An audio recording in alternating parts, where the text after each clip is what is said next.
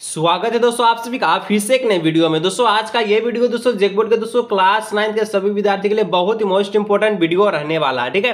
क्योंकि दोस्तों आज के इस वीडियो में हम लोग जो क्लास 9 का मैथमेटिक्स यानी कि दोस्तों मैथ का जो वीकली टेस्ट होगा उसका दोस्तों हम लोग जो क्वेश्चन को आज के इस वीडियो में सोल्व करने वाले हैं। इसलिए दोस्तों आप वीडियो को शुरू से लेकर अंत तक देखिएगा, जितना भी दोस्तों को जरूर शेयर कीजिएगा और अगर दोस्तों चैनल पर पहले बार आए चैनल को सब्सक्राइब जो कीजिएगा, ठीक है। और मैथ में दोस्तों आपका जो है 10 MCQ प्रश्न है और आपका जो है 6 सब्जेक्टिव प्रश्न है। तो चलिए बिना देरी के हम लोग जो सारा का सारा प्रश्न आज के इस वीडियो में सोल्व करते हैं। क्लास 9 मैथ का वीकली टेस्ट का क्वेश्चन को सोल्व करते हैं, ठीक है। तो यहाँ पर दोस्तों सबसे पहले आपको सेक्शन ए रहेगा। सेक्शन ए में दोस्तों आपका जो है जितना प्रश्न रहेगा ये 2 नंबर का रहेगा और 10 गो रहता है तो ये 20 नंबर टोटल हो गया। और सारे का सारा ऑब्जेक्टिव क्वेश्चन यानी कि मल्टीपल चॉइस क्वेश्चन रहेगा 20 नंबर का, ठीक है। सेक्शन ए चलिए तो यहाँ पर दोस्तों पहला प्रश्न बोलता है दो समानांतर चतुर्भुज बराबर आधारों पर और एक ही समानांतर रेखाओं के बीच स्थित है तो उनके क्षेत्रफल का अनुपात होगा। देखिए बहुत ही प्यारा से समझाएंगे दोस्तों, आप वीडियो को अंत तक देखिए, ठीक है। दो समांतर चतुर्भुज बोला जिसका जो आधार है बराबर होना चाहिए। सबसे पहले इसका हम लोग डायग्राम को बना लेते हैं, ठीक है। तो ये रहा दोस्तों आपका डायग्राम। एक पहले समांतर चतुर्भुज इस प्रकार से हम लोग बनाए, ठीक है। और एक और बना लेते हैं जिसका जो आधार है वो बराबर रहना चाहिए, ठीक है। यहाँ से खींचे इसको मिला दीजिए, ठीक है। और यहाँ से प्यारा सा लाइन इसे खींच दीजिए, ठीक है। तो यहाँ पर दोस्तों आपका जो है दो समांतर चतुर्भुज हम लोग बना लिए हैं, जिसमें दोस्तों हम लोग नाम दे देते हैं। ये रहा ए, ये रहा आपका डी और ये रहा आपका सी, ये रहा बी। यानी कि एक चतुर्भुज हम लोग बनाए ए बी सी डी और दूसरा आपका बन जाएगा दोस्तों आपका चतुर्भुज क्या बन जाएगा बी ई और आपका एफ और ए बन जाए, ठीक है। तो देखिए यहाँ पर दो समानांतर चतुर्भुज बना लिए हम। जो है पहले इसको दूसरा कलर से हम बता देते हैं आपको, ठीक है। ये दोस्तों ये रहा आपका समानांतर चतुर्भुज जिसका नाम है ए बी सी डी और दूसरा चतुर्भुज ये रहा आपका जिसका नाम है क्या है तो बी ए एफ ई कह सकते हैं या फिर बी ई एफ ए कह सकते हैं, ठीक है। इस प्रकार का दो समानांतर चतुर्भुज बना लिए। अब देखिएगा दो समानांतर चतुर्भुज बनाए तो यहाँ पर दोस्तों आपको जो है दो जो है क्या दिख रहा है तो दो आपका जो है त्रिभुज दिख रहा है, ठीक है। एक ये रहा आपका त्रिभुज, ठीक है। और एक आपका जो ये रहा त्रिभुज। अब दोनों त्रिभुज जो आपका दिख रहा है यहाँ पर हम लोग सबसे पहले त्रिभुज जो दिख रहा है उसका नाम हम लोग लिख देते हैं, ठीक है। चलिए उसके बाद अगर हम लोग देखिए दोनों त्रिभुज को दोस्तों आपस में सार्वभांगसम कर दिए तो आपका जो इसका जो क्षेत्रफल निकलेगा ये बराबर निकलेगा, क्योंकि सार्वभांगसम त्रिभुज से सभी चीज बराबर होता है, ठीक है। तो त्रिभुज दोस्तों हम लोग जाते हैं पहले बी सी ए और ई में, ठीक है। बी सी ई, क्योंकि ये आपका जो त्रिभुज दिख रहा है ये बी सी ई है और वह त्रिभुज आपका एक हो जाएगा क्या हो जाएगा एक और त्रिभुज है ए डी एफ, ठीक है। ए डी एफ ये रहा दोस्तों बी सी ई और ये रहा है ए डी एफ। दो त्रिभुज देखें। अब ये दोनों त्रिभुज में दोस्तों तीन चीज आपको बराबर निकालना होगा, यानी कि दोनों में होना चाहिए, ठीक है। तीन चीज तो देखिए सबसे पहले दोस्तों हम लोग यहाँ पर लिख सकते हैं, क्या लिख सकते हैं कि जो BC है ये आपका AD के बराबर है। अब काहे लिखे हैं कि BC जो AD का बराबर है तो हम लोग जानते हैं, क्या जानते हैं, यहाँ पर कलर को चेंज करते हैं ताकि दिखे कि जो आपका समांतर जो चतुर्भुज बनाए हम लोग सबसे पहले वाला जिसका नाम था ABCD, तो यहाँ पर ये जो भुजा है ये भुजा आपस में बराबर होगा। क्या होगा, क्योंकि जो है समांतर चतुर्भुज का आमने सामने का जो भुजा ये बराबर होता है, इसलिए हम लोग BC बराबर AD लिखें, ठीक है। उसके बाद दोस्तों यहाँ पर जो है एंगल जो C है ये एंगल D के बराबर होगा। एंगल C कहाँ दिख रहा है, ये आपका दिख रहा है एंगल D ये दिख रहा है। ये कैसे बराबर होगा, रीजन लिखना तो ये संगत कोण से बराबर होगा, ठीक है। संगत कोण से। चलिए उसके बाद दोस्तों एक और हम लोग कौन को बराबर करेंगे, जो कि एंगल E जो है आप सभी का एंगल F के बराबर होगा। किसका, तो एंगल F के बराबर होगा। कहाँ दिख रहा है एंगल E, एंगल E वाला हो गया और एंगल F ये हो गया, ठीक है। ये दोनों आपस में बराबर है। कैसे बराबर है, तो संगत कौन से बराबर है। अब देखिए हम लोग तीन चीज को देखें तो ये कौन से नियम कौन से कसौटी से ये बराबर हुआ है उसको देखना है, ठीक है। तो यहाँ पर देखिए एक साइड है और दो एंगल है, तो ये आपका एंगल साइड एंगल से जो हम लोग जो त्रिभुज कौन कौन था बी सी ए और ए डी एफ, ये दोनों त्रिभुज हम लोग बराबर किए यानी कि सर्वांगसम किए। जब सर्वांगसम हो गया तो आपका जो क्षेत्रफल पूछा है ये दोनों त्रिभुजों का जो क्षेत्रफल होगा ये बराबर होगा। अब बराबर होगा तो दोस्तों हम लोग इसको कैसे लिखते हैं, बराबर को 1/1 लिखते हैं, यानी कि 1/1, और रेशियो में लिख सकते हैं 1:1, ठीक है। तो ऑप्शन नंबर बी हो जाएगा, ठीक है। देखिए इसको दोस्तों हम सिंपल भी समझा सकते थे, लेकिन अगर डायरेक्ट आंसर बता देंगे तो आपको समझ में नहीं आएगा, ठीक है, इसलिए इतना डायग्राम आपको बताएं। तो ऑप्शन नंबर बी इसका हो जाएगा राइट आंसर। जैसे कि ऑप्शन पहला प्रश्न में हम लोग देखे उसी प्रकार से दूसरा प्रश्न है, ठीक है, एक बार डायग्राम समझ गए उसके बाद कोई दिक्कत की बात नहीं है। तो दूसरा प्रश्न बोलता है दोस्तों, एक ही आधार और एक ही समांतर रेखाओं के बीच स्थित समांतर चतुर्भुज क्षेत्रफल में होते हैं। अब देखिए यहाँ पर भी बोला था कि दो समांतर चतुर्भुज जो बराबर आधार पर और एक ही समांतर रेखाओं के बीच स्थित है। उसी प्रकार से पूछा कि एक ही आधार और एक ही समांतर रेखाओं के बीच स्थित समांतर चतुर्भुज क्षेत्रफल में क्या होता है। अभी हम आपको बताएं कि बराबर होता है, 1/1 होता है, 1:1 होता है। इसमें रेशियो पूछा, इसमें बराबर बोला तो बराबर हो जाएगा, ऑप्शन नंबर ए हो जाएगा, ठीक है, 2 का ऑप्शन नंबर ए हो जाएगा, ध्यान से रखिएगा। चलिए आगे बढ़ते हैं दोस्तों। 3 नंबर बोलता है, यदि किसी त्रिभुज और एक समांतर चतुर्भुज एक ही आधार और एक ही समांतर रेखाओं के बीच स्थित है तो उनके क्षेत्रफल के अनुपात होगा।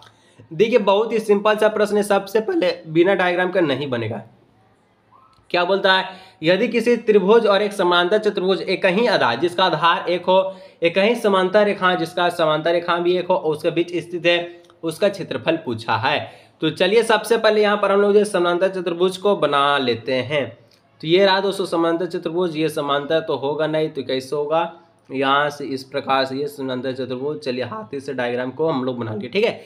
ये रहा एक समांतर चतुर्भुज जिसमें दोस्तों एक आपका त्रिभुज भी होना चाहिए।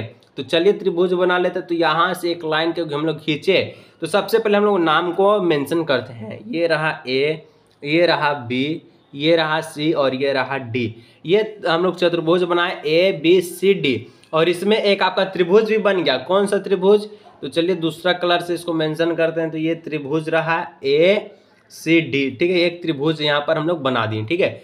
अब दोस्तों ये जो है एक त्रिभुज भी बन गया, एक समांतर चतुर्भुज भी बना है जिसका आधार दोस्तों DC है दोनों का। तब देखिए DC जो है तो यहाँ पर दोस्तों हम लोग इसको लंब घिस देते हैं ताकि यहाँ पर ऊंचाई भी पता हो, और इसका नाम दे देते हैं A। इसका नाम हो गया A। अब बोलता है, देखिए अब जो है जिस प्रकार से प्रश्न पूछा उस प्रकार से हमारा डायग्राम बन गया। अब क्षेत्रफल पूछा दोस्तों, तो क्षेत्रफल पूछा तो कैसे निकालेगा। सबसे पहले जो क्षेत्रफल पूछा है एरिया ऑफ, एरिया यानी कि AR को दोस्तों हम लोग एरिया कहते हैं, क्षेत्रफल कहते हैं, ठीक है। एरिया सबसे पहले हम लोग निकाल लेते हैं किसका, तो आप सभी का A और D और E का, ठीक है, ADE। यानी कि क्योंकि दोस्तों आपका देखिए ये जो त्रिभुज दिख रहा है इसका आपको निकालना है ADC, ठीक है, ADC, ADE बोल रहे, ठीक है, AD और C। ये आपका त्रिभुज हो गया, त्रिभुज का साइन दे दीजिए ADC। तो एरिया ऑफ त्रिभुज ADC बटे में हो जाएगा एरिया ऑफ चतुर्भुज, ठीक है, ABCD। इसका क्षेत्रफल पूछा है तो हम लोग दे दिए। अब देखिए त्रिभुज का क्षेत्रफल क्या होता है, त्रिभुज का क्षेत्रफल होता है आधार गुना ऊंचाई, ठीक है, 1/2 यानी कि हाफ गुना आधार गुना ऊंचाई। आधार क्या है दोस्तों, आधार आपका जो है DC जो दिख रहा है बेस, इसको हम लोग आधार कहते हैं। तो आधार में हम लोग DC को लिखें। और आपका ऊंचाई कौन है, तो ऊंचाई दोस्तों देखिए जो ये दिख रहा है ये ऊंचाई है, तो ऊंचाई कौन है, AE है, तो AE यहाँ पर हम लोग लिख दिए, ठीक है। चलिए अब दोस्तों नेक्स्ट आपका चतुर्भुज पूछा, ठीक है। तो चतुर्भुज का जो क्षेत्रफल है ये सूत्र क्या होता है, इसका जो सूत्र होता है ये होता है दोस्तों आधार गुना ऊंचाई। आधार क्या, तो इसका भी आधार DC है तो DC दे दीजिए, और ऊंचाई क्या, इसका भी ऊंचाई हो जाएगा AE हो जाएगा, ठीक है, तो AE लिख दीजिए। अब देखिए DC यहाँ भी कट गया, AE यहाँ भी, AE यहाँ भी, ये भी कट गया। तो बचा क्या, 1/2 बचा, यानी कि जो इसका क्षेत्रफल का जो अनुपात निकलेगा 1/2 निकलेगा, यानी कि 1:2 निकलेगा, ठीक है। तो ऑप्शन नंबर 3 का ए इसका हो जाएगा राइट आंसर। चलिए आगे बढ़ते हैं। 4 नंबर दोस्तों बोलता है कि ABC और BDE दो समबाहु त्रिभुज इस प्रकार है कि D भुजा ABC का मध्य बिंदु है, तो त्रिभुज ABC, ठीक है। देखिए यहाँ पर जो प्रश्न में थोड़ा सा कंफ्यूजन है क्योंकि यहाँ पर ABC BDE दो समबाहु त्रिभुज दिया गया है। और जो डी भुजा दोस्तों ये BC पर होगा, क्या होगा, BC का मध्य बिंदु है, ठीक है। ए यहाँ से काट लीजिए, ठीक है, BC का मध्य बिंदु है। तो त्रिभुज ABC और BDE का क्षेत्रफल का अनुपात क्या होगा, चलिए इसको हम लोग सबसे पहले डायग्राम को मेंशन करते हैं, ठीक है। यहाँ पर BC होगा, ठीक है, ABC नहीं होगा, BC सिर्फ। चलिए तो यहाँ पर दोस्तों एक आपका समबाहु त्रिभुज इस प्रकार से बना, ये रहा एक समबाहु त्रिभुज, ठीक है। और एक आपका नीचे हम लोग समबाहु त्रिभुज बना लेते हैं, कुछ इस प्रकार से बनेगा। सबसे पहले इसका जो त्रिभुज बना है इसका नाम देते हैं, ठीक है। इसका नाम हो गया A हो गया, इसका नाम हो गया B और इसका नाम हो गया C।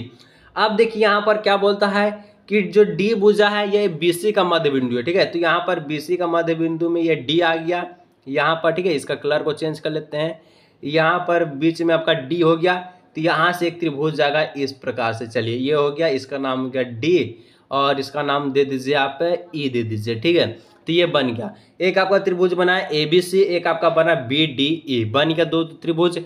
और दोनों आपका जो है समबाहु त्रिभुज है। तो समबाहु त्रिभुज में हम लोग जानते क्या जानते हैं कि सभी कोण जो 60-60 डिग्री का होता है, हर एक कोण 60 डिग्री का होगा और आपस में जो भुजाएं ये बराबर होगा, ठीक है। क्या होगा, बराबर होगा। अब बराबर होगा दोस्तों, यहाँ पर देखिए जो BC है, क्या है BC, ये BD का आधा है, ठीक है। BC जो है ये BD का क्या है, आधा है, ठीक है। तो यहाँ पर हम लोग कह सकते हैं, देखिए यहाँ पर कैसे बनाएगा इसको, सबसे पहले लिखना है कि त्रिभुज A और आपका हो जाएगा BC और वह आपका हो जाएगा कौन सा त्रिभुज जो है BDE में, ठीक है। त्रिभुज का स्थान दे दीजिए।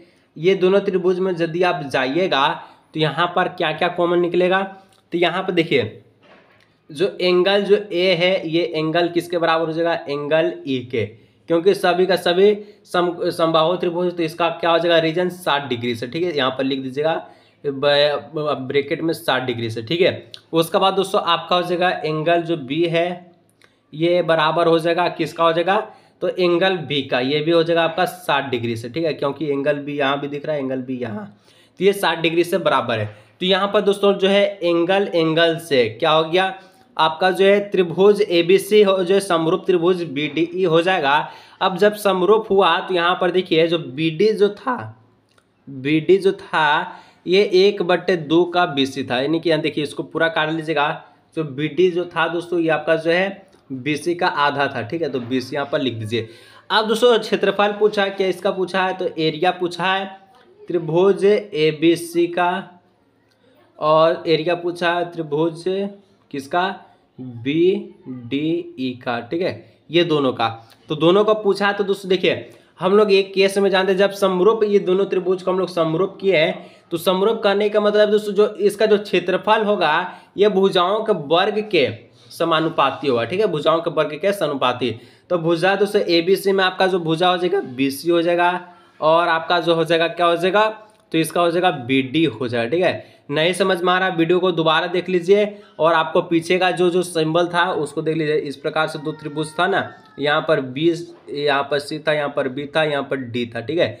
तो ये आपका ABC में BC भुजा आया और BDE में BD भुजा आ गया, ठीक है। तो देखिए BC में दोस्तों हम लोग जो है BC लिख देंगे, और BD का जो है 1/2 BC लिखे है ना, इसको लिख दीजिए, ठीक है। बस यहाँ पर BC का BC हो गया, और BD का हम लोग दोस्तों 1/2 BC लिख दिए थे, ठीक है, BC, और इसका जो क्या था होल स्क्वायर था, ठीक है।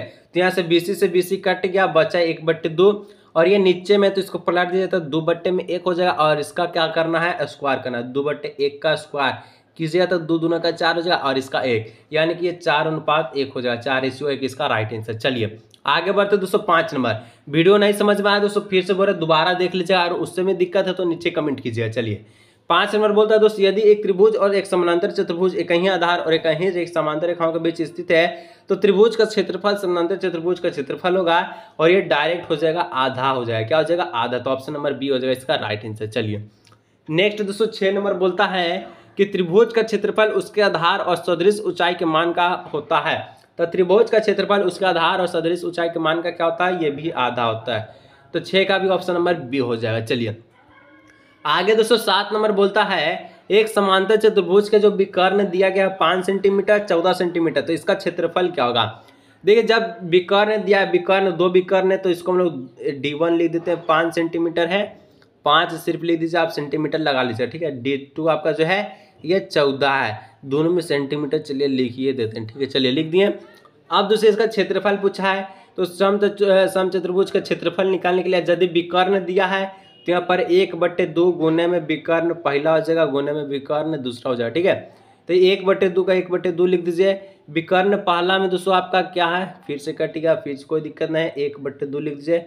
विकर्ण पहला आपका 5 था और दूसरा आपका जो 14 था, ठीक है ना। पहला 5 दूसरा 14, इसको काट दीजिए, 2 से 14 हो जाएगा और 7 गुना 5 कीजिएगा तो 7 गुना 5 हो जाएगा 35, यानी कि जो इसका क्षेत्रफल निकलेगा 35 सेंटीमीटर स्क्वायर।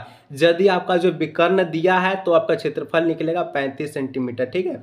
चलिए आगे बढ़ते दोस्तों। नेक्स्ट है 8 नंबर, बोलता है समांतर चतुर्भुज का क्षेत्रफल कितना होता है। तो समांतर चतुर्भुज का जो क्षेत्रफल होगा ये आधार गुना ऊंचाई होगा, ठीक है। आधार गुना ऊंचाई हो जाएगा, ठीक है। इसका सूत्र डायरेक्ट पूछा, तो ऑप्शन नंबर बी हो जाएगा 8 का राइट आंसर। चलिए आगे दोस्तों 9 नंबर बोलता है एक समांतर चतुर्भुज का परिमाप, ठीक है, 22 सेंटीमीटर है। यदि बड़ी भुजा की परिमाप 6.5 सेंटीमीटर हो तो छोटी भुजा का माप क्या होगा।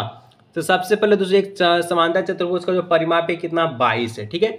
बड़ी भुजा दोस्तों 6.5 है, तो छोटी भुजा का माप पूछा। तो परिमाप जब निकालिएगा तो इसका जो सूत्र होता है क्या होता है, परिमाप आपका जो 22 दिया गया, ठीक है, सूत्र होता है 2a + b, यानी कि लंबाई गुना चौड़ाई भी लिख सकते हैं, कोई दिक्कत की बात नहीं है। और एक आपका जो भुजा है ए आपका जो है 6.5 दिया है, परिमाप दिया है 22, बराबर में 22 लिख दीजिए, ठीक है।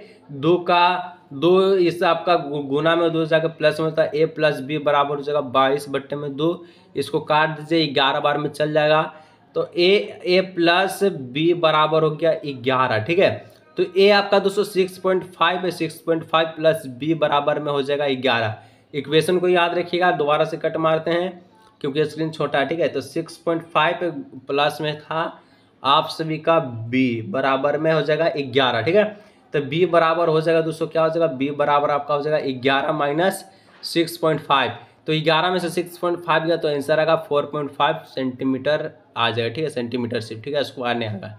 तो यहाँ पर दोस्तों 4.5 जो ऑप्शन नंबर बी में दिख रहा है राइट आंसर होगा। चलिए नेक्स्ट दोस्तों 10 नंबर बोलता है कि समांतर चतुर्भुज का क्षेत्रफल होगा। तो समांतर चतुर्भुज का क्षेत्रफल क्या होता है, आधार गुना ऊंचाई होता है, ठीक है, आधार गुना में ऊंचाई होता है, कई बार आपको बता दिए, ठीक है। तो यहाँ पर समांतर चतुर्भुज दिया गया है डायग्राम में, इसका आधार है DC, तो DC हो जाएगा, और आपका ऊंचाई क्या है तो AE है, तो गुना में AE हो जाएगा। तो DC/AE जहाँ दिख रहा है DC/AE ऑप्शन नंबर सी में दिख रहा है, ये राइट आंसर होगा। तो दोस्तों आज के इस वीडियो में हम लोग दोस्तों MCQ प्रश्न को सोल्व किया और बाकी जो 6 सब्जेक्टिव प्रश्न दोस्तों उसका जो पार्ट 2 बना है, तो इसलिए दोस्तों नीचे कमेंट कीजिए सर पार्ट 2 का वीडियो लेकर आइए, और जल्दी से जल्दी कमेंट कीजिए ताकि जो दोस्तों सब्जेक्टिव का वीडियो आपको प्रोवाइड हो। और वीडियो अच्छा लगा तो वीडियो लाइक चैनल सब्सक्राइब कीजिए। मिलेंगे दोस्तों नेक्स्ट वीडियो में।